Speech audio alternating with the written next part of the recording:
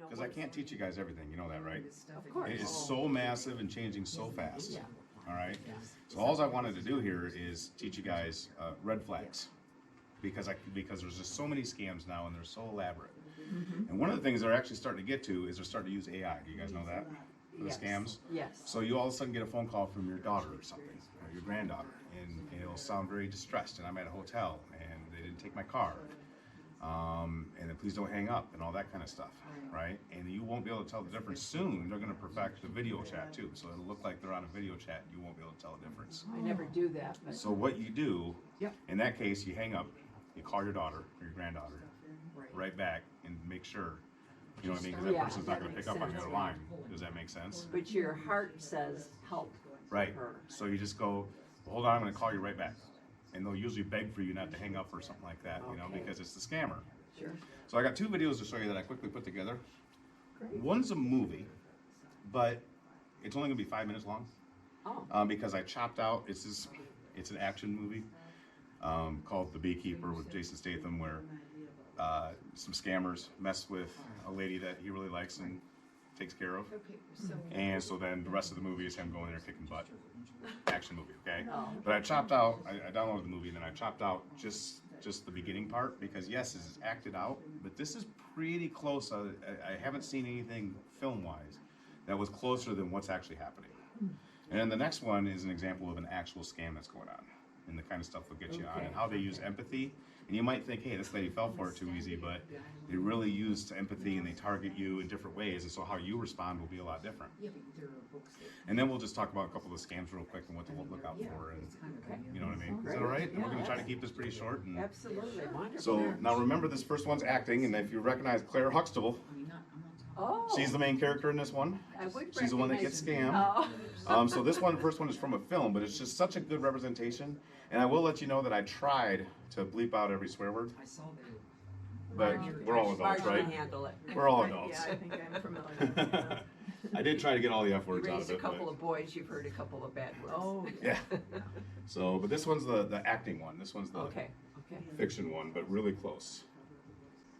And one thing, by the way, before we get started, is they don't actually, when they do get your money, they get it all at once. And so in this representation, she has some money, but not much on her retirement. But she is in charge of a nonprofit, and this is where it can get really scary. You know, a lot of people on the island here, especially seniors, that's when they tend to donate more with nonprofits and charities. And a lot of you guys on your computers will have those, you know, access to those bank accounts if you're a treasurer or a president, maybe, right? Good thing I don't. Right. You know, and I have a special way I do it, but and so not only will they wipe out your money, but they'll wipe out your nonprofit my money if they can get a goodness. chance on that too. And it happens kind of all at once, you know. So I just kind of wanted to Whoa. set a premise here. And this is a lot of the scams. They'll lock your I've computer seen and they'll that. have you call that number. A lot of them, all of a sudden your computer will be locked and they'll say you have to call your number and they won't let you do anything. When that happens, call me. I know how to get through that and get your computer unlocked and keep it safe. Oh, that's scary. Never call the number. yeah. Could you just turn your phone off? You just turn your computer right off. You just turn your computer right off, Yeah. and you call me, and I'll be able to get back in and get around them and get them off your computer before they do any damage. Oh my God. But never call them because your computer's locked. Yeah. Never ever call I think I need your number. them. You're gonna get it. Or call if your son is a really good IT tech guy. I mean, you know, you don't have to rely on me. I'm just saying, call somebody you trust. Yeah. But I happen to be here on the island, and I can, you know.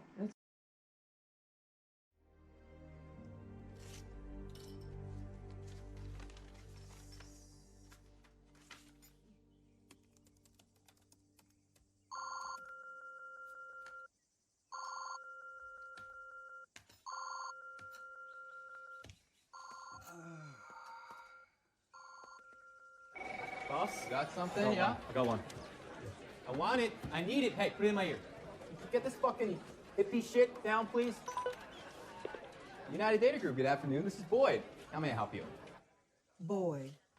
Hello, I just got a message saying that there's a problem with my computer. Don't you worry. The message you received is from our United Data Group antivirus software. It's part of the software package that you pre-installed on your computer. Oh, I'm sorry, I'm not a computer person. Now, our records show that you actually have an older version on your account. So what I'm going to need you to do is uninstall that and install the latest version. I have no idea how to do that. My daughter set up everything for me. What I would recommend, you take your computer to an IT specialist. However, keep in mind that you will lose all your data since they'll have to replace the hard drive. I'm pretty remote out here. Everything I have is on the computer. Okay. There is actually a software package that you can download that would allow me to reinstall remotely. All right. Tell me what to do. It's okay. Can you type this? friendlyfriend.net. Spelled just how it sounds. Okay, I'm there. And there should be a button on your screen that says install. And you click on that button. I clicked the button. So you're about to see some windows open close on your desktop as I reinstall the virus shield for you. Okay, I hope you clowns are paying attention. You stick to the script, but not so much that you sound like a goddamn robot, all right? She has got 10K checking, life insurance annuity, Roth IRA, teacher's pension, and holy shit. All right, she is a signatory on a $2 million account. Some charity. All right, kids, let the script mining begin. Ooh, my computer's going crazy. Totally normal, just do not touch your keyboard. Because of this inconvenience, I'm gonna credit back your subscription fees. How about that? I've gone ahead and deposited $500 into the account ending 020. Oh, that's not my account. That's an account that I manage. Can you log into that account and verify the transfer, please, Ms. Parker?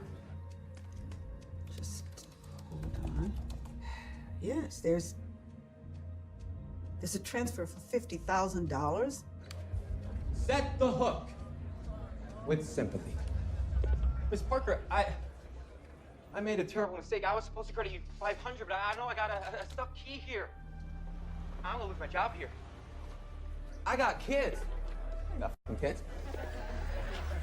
Oh, I don't want you to get in trouble, but I could wire the amount back. I will need a different password, though. 1 second. Now, this is the master password for all her accounts. Okay, so the second we get it, we zero out everything. You know, I think I should call the bank. Hmm? You know what? You're probably right. But there goes my job. And there goes all your data.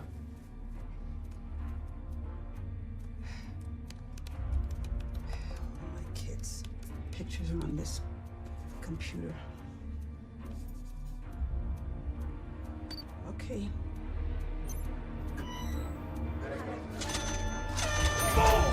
Yes, that is what I am talking about! Come on! Let me hear it! We love you people! We love you! Hello?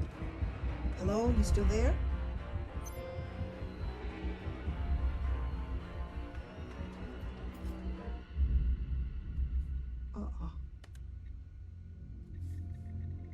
Oh.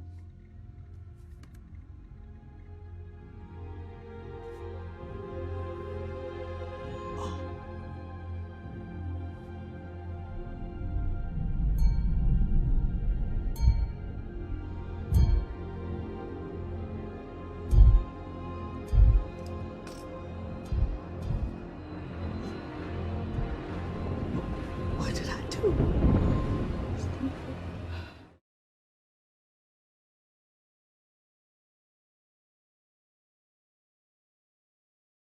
And there's no getting that money back when it happens. Oh my gosh. FDIC only insures $100,000. Right? Now here's one thing that was wrong with this cool little film adaptation that turns into Jason Statham just kicking the crap out of everybody. Right? It's I'm usually kinda not glad to hear that. it's usually not Americans. The FBI would be able to hammer these call centers quicker than you can imagine, track them and everything else. And so these call centers aren't coming out of the United States. They're coming out of India. They're coming out of Indonesia, where the United States has zero authority, which allows them to basically, hopefully you catch it early, but once it's gone, the FBI can't help you. Every time I come across a scam and I fix it on somebody's computer, I always report it to the FBI's. It's actually the Homeland Security's something division. There's very little they can do about it. Okay? So the first key is protect yourself. This just happened to my mother, and she even knew better. She called the number, and all of a sudden she started getting porn screens just popping up, and as fast as she was being able to click them, they said there's something with the virus on it. You know, they kind of kept her on the line for a minute, and the whole time they were looking for stuff on her computer. Now, she didn't have bank accounts on her computer. She didn't have anything that they, you know, so they were getting frustrated, you know, at the same time. But that's when she was constantly closing down these windows.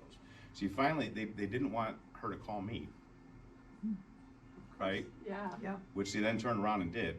And then I was able to walk her through, you know, over the phone and whatnot, because I, you know, help a lot of people in the mainland too. They didn't get her. Now she felt, and this is one thing I want people to realize, she felt horrible. My mom does this to herself. She beats herself up pretty good. She felt horrible. I know better. And blah, blah, blah. And I go, Mom, no, you won. They didn't get $1. Yeah. Yeah.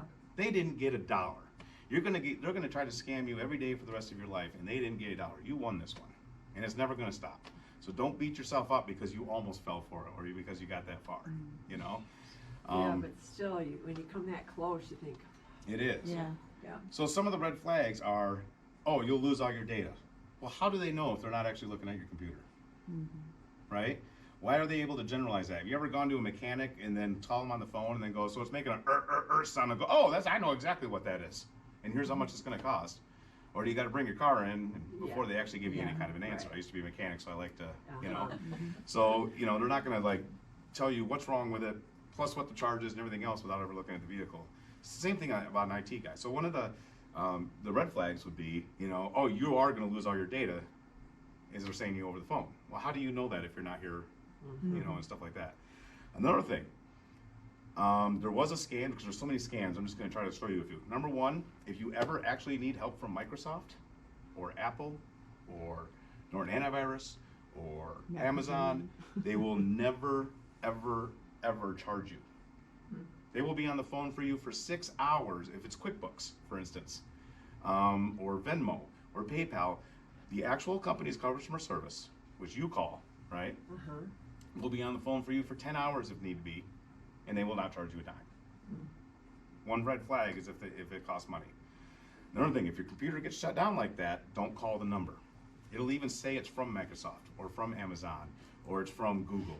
And it's a false number that leads you to false websites, and that's where the scam begins. They're phishing, right?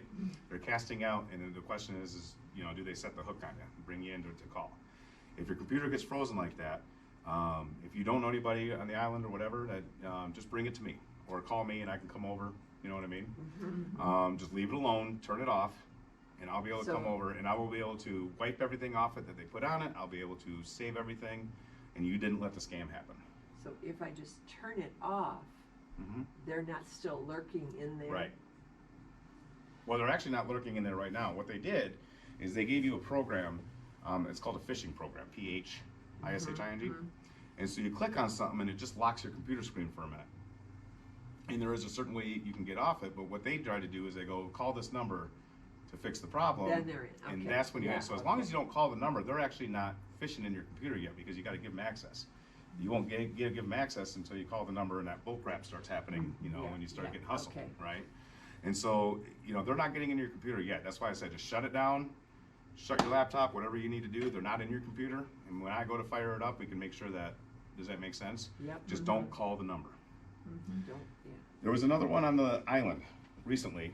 He called me and he had a scammer that they had shut down his computer and his iPad, wasn't able to use it. And he had to call this number, and he did.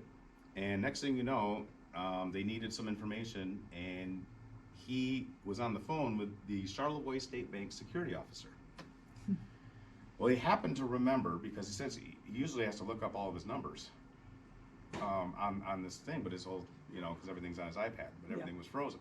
But he happened to remember, have the bank's number memorized. So they begged not to hang up, right? He hung up. He called Charlevoix State Bank on his the phone number they memorized. They didn't have that employee working there, nor did they have that department. But it sounded so legit, he was about to give away his Charlevoix account information to them. Gosh. Okay? They're getting more elaborate. I told you about AI, right? Right now, in about 6 months, you're going to see a lot of voice scams where it might sound like your daughter or your granddaughter. They might sound like you're in trouble, and it's going to be really realistic. You see that red flag, you hang up the phone, and you just call them right back. The other thing you can do, and for instance, like you ever getting those messages on Facebook where all of a sudden it's like, hi, but it's from somebody that's one of your friends, but it just doesn't Sound like them. sound like them? Yeah. So my aunt cracked up. She's a librarian, or she just retired as a librarian down in Hudsonville, Michigan. She sent me this really weird Facebook message. And I get a lot of those scams, you know, and usually I can recognize it right away. But I couldn't tell if it was her or not. It turned out it was her, but that's because I asked 3 questions. First of all, how did we meet? And she said, the day you were born in Grand Rapids, Michigan.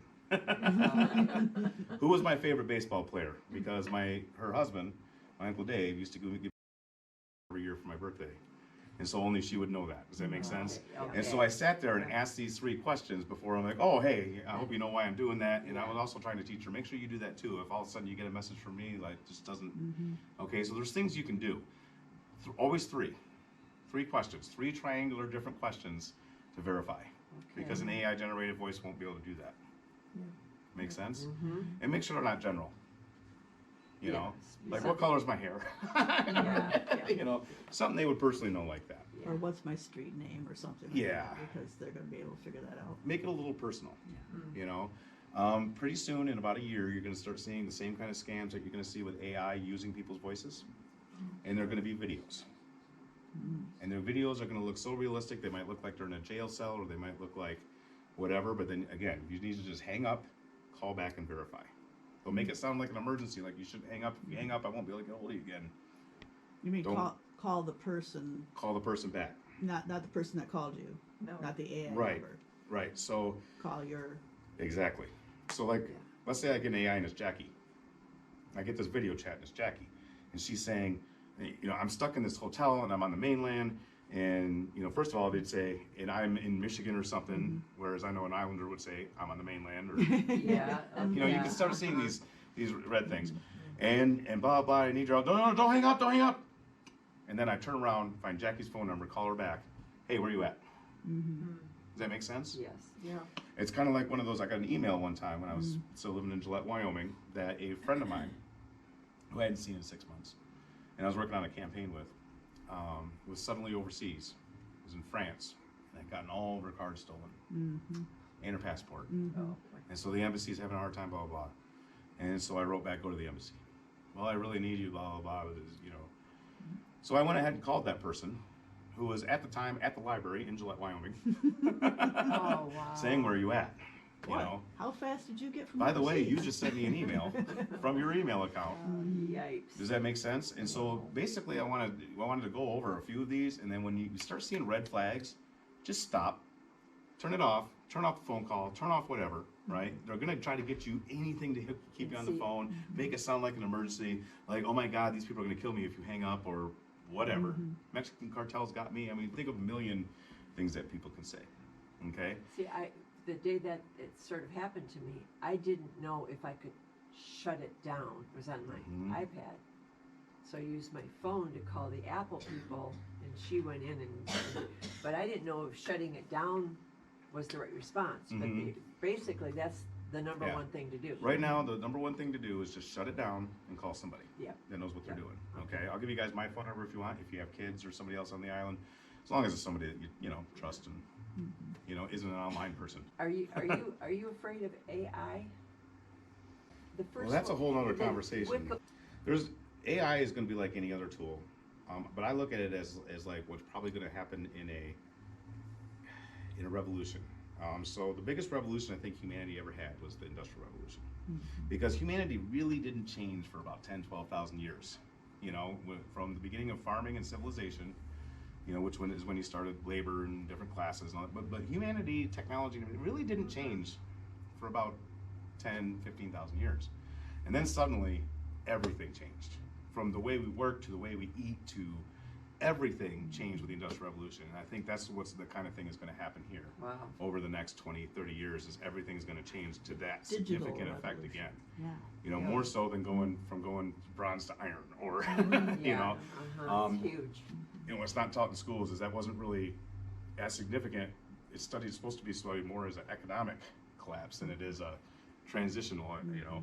But I think it's going to be that, and so I don't know what it's going to bring, because the Industrial Revolution has brought just as many evils. You know, there's a compromise to everything. I think it's brought just as many evils as it has good things.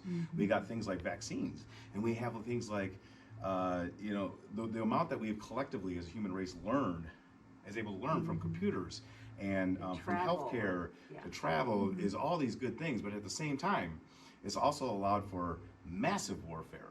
It's allowed for way overconsumption and destroying an environment that's never been seen, you know, before in the history of humankind. It's done. If you look at it in its overall, it's probably done just as bad as it's done good. Everything is always kind of a compromise and a trade-off anyway. So I think it's kind of the same thing.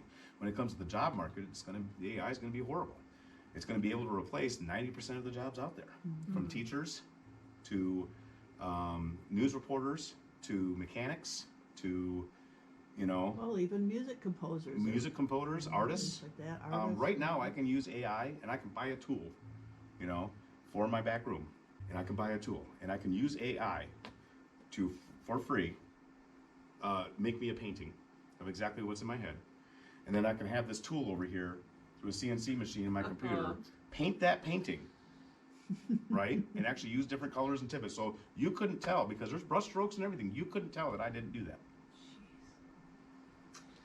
So But that's I going to did- be the problem. I did read about But then what's it going it's to going give to us be too? good in medicine, diagnostics, that no doctor or team of doctors can access all of that information, but AI can. AI will be able and to. they will help to diagnose and prescribe way better than what we're getting. They're also combining AI with nanotechnology, which is going to allow them to put like a little quarter of a mosquito-sized bug, you know, either through your system, and instead of major cameras and all that kind of stuff right now, even small enough to go through your arteries and get pumped through your heart, and this little nanotechnology bug, you will, using AI, Getting will your be able to checkup? monitor your whole system and then send back readings Oh, without my any gosh. kind of intrusive surgeries or anything like that anymore. So Wow. there's a lot of good things coming with it, Yeah, but there's also a lot of bad things coming Yeah. with it. And AI is also, it's a tool. There's a lot of good things with guns, for finally people could protect themselves against bigger, stronger, violent people. There's bad things with guns. Just as with everything, is I think AI is a tool, and the question is how is that tool being used? Yeah. It's going to be used for warfare. It's already getting into warfare in Ukraine, right? It's going to be used for warfare, and it's also going to be used for medical care. Yeah. It's going to be used for good, and it's going to be used for That's a bad. good perspective. Does that make sense? I look at Yeah. it just as a tool, Yep, you know, and that tool will be compromises on both sides as it, yep. you know.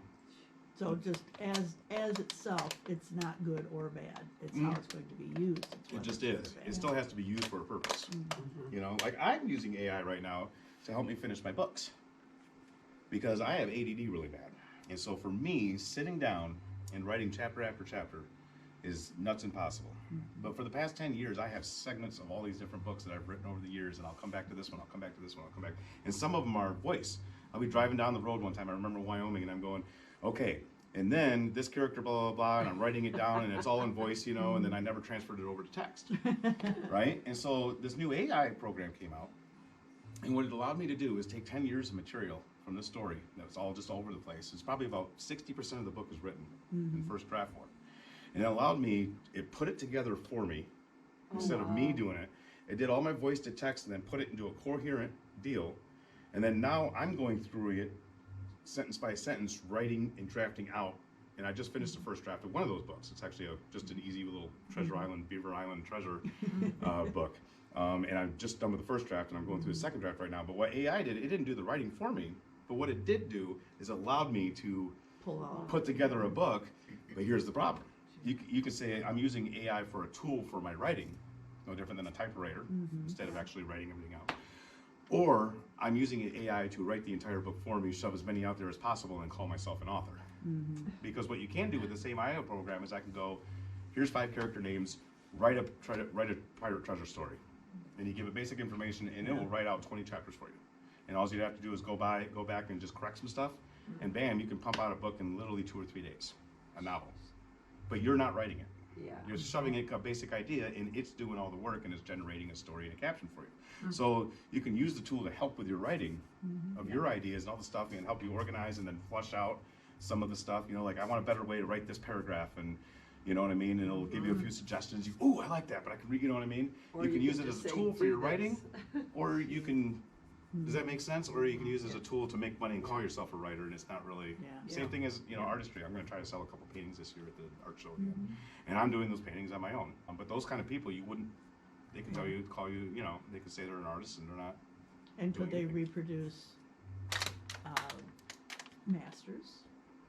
I mean, could they take Da Vinci's Mona Lisa and Easily. you can say, paint it over You there? can already look at YouTube videos of machines with AI generated machines, and they'll have a color palette here, and you will see them Oh my gosh. in ARM, like a machine. It'll completely reproduce anything you want, Really? including my favorite painting, which is the Fall of Icarus. It's a Belgian painting. from Oh, 60. back to the scam stuff. Yeah, we got to get back to Yeah, that. I'm sorry, I got off. That's all when, right. When you get an email from somebody, one of the things that I think of as a red flag, maybe it's not really, but I'll look at who the message is from. Mhm. And if it's like, so and so is pretending to be from McAfee, but it'll say their name at Gmail or whatever. Those are all Is that a scams. red flag too? Every one of those are scams. I would put them all in spam. Make sure that you report them as spam. But all of those are red flags. Yeah. Those people will not contact you, or if McAfee or anybody does, it'll be straight from them. And so It'll you'll never be see, through a third party you'll see it representative. at McAfee, whatever. Yeah, right. Okay. It'll be straight from the company. Yeah. And so even if you feel like you need to call on one of these emails, go ahead and Google the company first and go, well, I'm calling on this email, but I'm not using that number. I'm going to go straight to the company and use Yeah, the number I like that. under their Right. account. Does that make sense? Because TDS oftentimes will send emails out. Well, Mm-hmm. people scamming TDS will send Right. emails out saying, "Oh, we're changing over all of our email accounts, and you need to push this button and make sure yours is still going to be there, or whatever." And I get them all the time, and I'll look up there and it'll be not from TDS. Mm-hmm. And Yep. It's like, well, okay, Wow. then I'm not Read the following fine that. print. Yeah. Make sure you read the fine print. And they're going to continue to get better. So that's the biggest thing is I can't teach you all the scams. I mean, we would have to be here for days and days and days on end, and then continue to be because they're just getting new and better every day. The one thing I can tell you is these call centers are coming out of overseas. They don't care about you. They don't have any empathy for you, and they're going to get away with it. So the only way to do it is to protect yourself. And the best way to do that is, like I said, is just seeing those red flags. When you get that feeling, just hang up, shut it down. You know what I mean? Readdress the situation. Maybe call me, call somebody, your kids, or whoever that you have in your life, that can do it, and reevaluate the situation, because nothing's that much of an emergency. Does that make sense? Can we also, because they addressed it there where they took control of her computer, I know there's I call a number for the printer over there because it has to talk to the computer, and I just let them do that, get the control between the two, which is okay because I instituted the call, right? Right. But if they call you, Never ever give them control. yeah, Yeah. You instituted the call, and you called the right number. QuickBooks or whatever it's going to be, Microsoft, then that's okay that they take control of your computer. But if you did not instigate the call, or if it's something, do not let anybody take control of your computer from remotely, because that's where it starts. And once they get it, But that's if when they're I ready. call, then I've called the legitimate. Right. Legitimate. And If then you've I looked would- it up and you went to Microsoft itself and you called Microsoft, then it's legitimate. And if they need to get in your computer because they're trying to fix something, then that's okay. Yep. The Okay. minute they call you or they got a hold of you for some reason, See, just that one makes me feel better. I got that now. yeah. Yeah. So, and I'm going to show you how and this next one's going to seem, it's just a quick 3-minuter, all right? But this next one's, it's going to seem a little like, but how do you fall for this, right? But you can also try to judge it, not judging on the person as the victim. Try judging it on how they're using psychology to get at this person's empathy. How they're using psychology. Like, have you ever seen experiments, psychological experiments, where somebody will ask, get somebody really wound up and then ask the most basic question? So be like, do this, do this, do this, do this, and name one woman. You can't. You know what I mean? Yeah. Of course this person knows probably 500 women in his or her life, but they just got them so worked up. Like, what do you mean name a woman? So they use these techniques on you, these psychological techniques on you. And so there's one more I got to show you here. Now, this is showing an example of a different kind of scam. But reason I kind of clapped this together out of like 3 or 4 different YouTube videos was just show you the psychological tricks that they're doing. Does that make sense? And that's what really this one is. Hello, Tracy. This is Jim Browning here again. I'm calling you. Hopefully, you've got my voicemail. Here's what happened. Now listen carefully to what Tracy's about to say here, and hold your judgment about how could anyone ever send $12,000 in the mail until I explain how the scam works in a minute. Because I hate to give these guys credit, but it's pretty clever. They were supposed to give me a refund of $300, and when I put it in the computer, I mistyped it as $13,000. So I had to send money back to them, $12,500, and that's where I am. Right. I'm hoping you haven't sent that money. I have sent it.